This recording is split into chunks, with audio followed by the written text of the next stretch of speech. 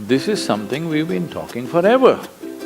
But now they've discovered it with $1 billion research. And I've seen hundreds and thousands of people who just become healthy and well. If something appears on my plate, if I just feel this, I know what to eat and what not to eat. You eat something today and see, just learn to observe how agile and how active your body feels after eating this food.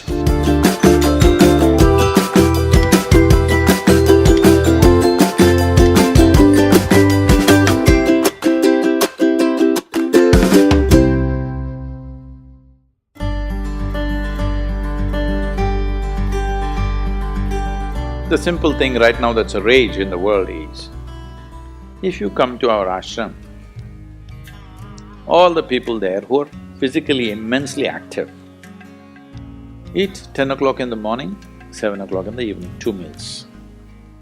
How many doctors have been telling me that they will die of malnourishment, this will happen, that will happen, you must do this, you must do that. I eat only 1 meal a day most of the days. 1 big meal I eat and that's it.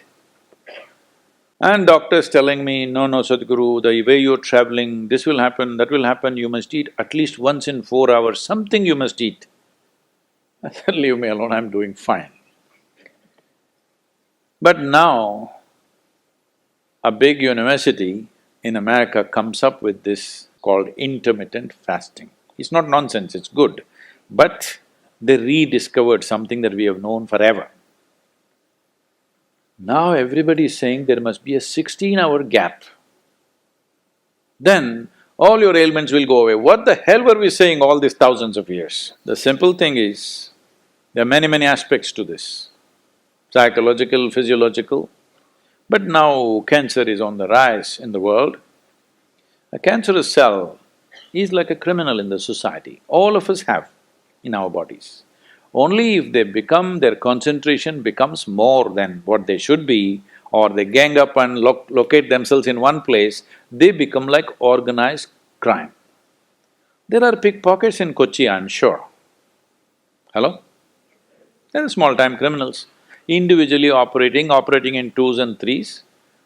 We don't take it very seriously, we'll leave it because it happens.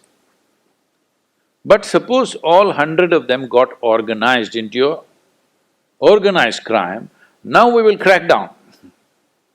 Because we know now it becomes a threat to the society. Similarly, cancerous cells are like this. Criminals, they're moving around, doing some damage. Their only problem is, right now, they're generally eating about 8 to 12 times more than what the other cells are eating. So if you just give sufficient break between one meal and the other, most of them will die because they cannot survive. This is something we've been talking forever. But now they've discovered it with $1 billion research. And I've seen hundreds and thousands of people who just become healthy and well simply because they're not fueling up all the time when the tank is filling. In the yoga center, all the time people are physically active. So everybody is very hungry by the time it's 3:30, 4 o'clock in the evening, they're extremely hungry. But we learn to live with that because empty stomach and hunger are two different things. Hunger means your energy levels start dropping. But empty stomach is a good thing. In the yogic sciences, today modern science also is coming in line with this. But what we know by our experience, you will spend $1 billion to come there. Because research is all about how many $1 million, that's how it is. Your body and your brain works at its best only when your stomach is empty. So we always make sure we eat in such a way, how much ever we eat, our stomach must be always empty within 2 to 2.5 hours' time maximum. So we go to bed hungry always. People think they cannot sleep. They can sleep. On an average, for 25 years on an average, I slept only 2.5 to 3 hours. These days I'm getting little lazy and sleeping anywhere between 3.5 to 4.5 hours, in spite of the level of travel that I have. When I say level of travel, if I say my level of travel in the next few days, you will fall off your chair. Yes? Should I tell you? No, not necessarily. Because in the next 10 days, I'm in 5 different countries, doing I don't know how many events, all kinds of events. So, you're able to keep this up simply because you don't overeat. It's very, very important. Everybody eats 2 meals. I generally eat only 1 meal, 4:35 in the evening, because I don't like to sit in front of the plate and worry about how much to eat. I like to eat well. So, 4:35 in the evening, if I eat a meal, it's only next day. Is this enough? Am I looking okay? Hello? Because any correction and purification that needs to happen in the body, your stomach needs to be empty. It's very, very important. Otherwise, the purification on the cellular level will not happen. You pile up things and then you have all kinds of problems.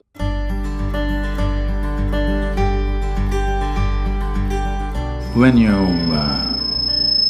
you don't touch the food, you do not know what it is. If food is not good enough to be touched, I don't know how it's good enough to be eaten.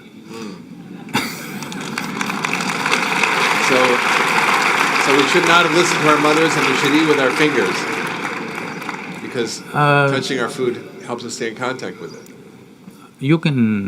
The cleanliness of your hands is entirely in your hands. The cleanliness of the fork is not entirely in your hands. This is true.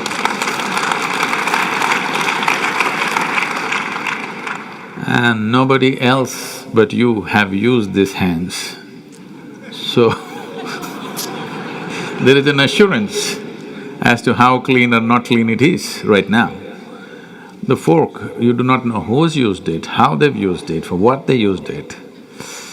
And all they have to do is wipe it with a tissue and give it to you and it looks pretty clean. Above all, you don't feel the food. The first thing that's been taught to us is, if food appears in front of you, to hold your hands upon the food for a few moments, just to feel how the food is. If something appears on my plate, if I just feel this, I know what to eat and what not to eat, what I should not eat. I don't taste it and then reject it, I just don't eat. Because my hands are the first level, not tasting in the sense the tongue tastes, but knowing the food. First thing is knowing the food. You want to know a person, you guys go and shake their hands. I'm usually avoiding that, but That's a good strategy. But the food that's going to become a part of you, first thing is your hands. Even if you physically don't touch it, just being conscious and being there, it clearly tells you how the food will behave within you. Whether this particular food on this particular day, should it go into you or not, because every day your body is not the same thing. Every day, every moment it's different. If you feel the food, you just know whether this food has to go into you on this day or not. If that much awareness is brought in, we don't have to go on telling people what they should eat. Every meal they must decide what they should eat in that meal.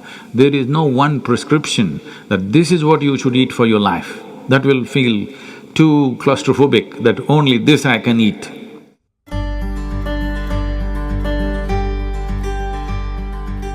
Your selection of food and consumption of food also must happen consciously. More than what you eat, how you eat it is also equally important. When I say how you eat it, these are all live substances. Every one of them had a life of their own, whether it's a plant, animal, vegetable, every one of them had a life of their own. Now in some way, you're making food out of it, you must consume it with utmost gratitude. If you approach it with a certain sense of gratitude and reverence towards the food that you eat, when I say reverence, it may feel like too much for you, but I'm asking you, let's say we put you in a room and you had nothing to eat for 5 days. If God appears in front of you, what will you ask for? Food? So that's how important it is. You must understand the food on your plate is not just a substance, it is not a material, it is not a commodity, it is life. It is the life-making material for you. So you must treat it as such. Right now, when it's on the plate, when it's out there, it has no value, but the moment you consume it and it becomes your flesh and blood, now suddenly it's of immense value. Why do we live like this? It's very important, when it comes on your plate itself, you must treat it as a part of yourself. With great reverence, you must consume. Just the way you consume it, if you change that, food will behave very differently within you. This is what consciousness means. If people say your consciousness has no impact on your life, only chemical structures have impact, I'm very sorry for them because that's not how life works. Human consciousness has a deep and profound impact on everything that we touch, especially the food that we are making another life as a part of ourselves. When we are doing such an act, it's very, very important we treat it with utmost gratitude and reverence.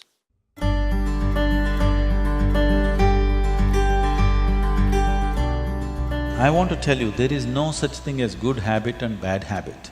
Habit means you are functioning unconsciously.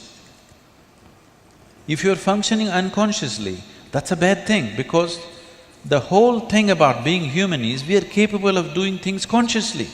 That is the beauty of being human, that we can do everything consciously. What an animal does unconsciously, we can do the same thing consciously. We can eat unconsciously or we can eat consciously. We can breathe unconsciously or we can breathe consciously. Everything that we can do it consciously. The moment we do something consciously, suddenly that human being looks very refined and wonderful. Just because somebody walks and speaks consciously, doesn't he become a beautiful human being? Yes or no? That's all. So why is it that we are trying to develop habits as if there's a good thing? Habit means fixed realities where you don't have to think. You get up in the morning and it'll happen to you. No, don't try to automize your life. That is not efficiency, that is the efficiency of the machine. This one is supposed to function intelligently and consciously. Nobody is expecting it to function like a machine. So, about food and stuff, food must be suitable for the body that we eat for. It is for the body. This is a building material for this body, the food that you're eating. What is the appropriate food? Unfortunately, is all messed up right now. Traditionally, we ate very sensibly in this country, but these 1,000 years of innovations have brought other kinds of food cultures, and today the national diet is pizza or pasta. What is it? Which is one? I don't know. Both were competing. So, we are losing our sense about food. It's definitely time to look at what is the most suitable thing. If I go into that food, it's a very long process, but you must experiment with food, not just by the tongue, but by the body. You eat something today and see, just learn to observe how agile and how active your body feels after eating this food. If it feels like it wants to go to the grave, that's not good food. If it feels like it wants to be alive after eating this, except coffee, because that's a stimulant. If you eat food and your body feels very agile and alive, that means it's good food, body is liking it. If you eat something, it feels dull, that means it's not liking it, it's having difficulty with it, that's why it feels dull. So just on this basis, there's a much… this is a very simplistic way of putting it.